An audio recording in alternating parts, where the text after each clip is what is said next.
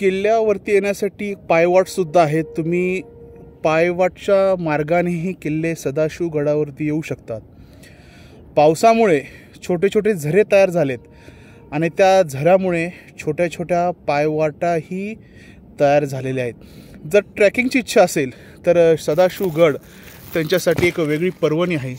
साधारणपणे मी आत्ता ज्या ठिकाणी बसलो आहे हा ट्रेकिंगचा मार्ग आहे आणि तो ट्रेक करतसुद्धा तुम्ही ह्या किल्ल्यावरती येऊ शकता.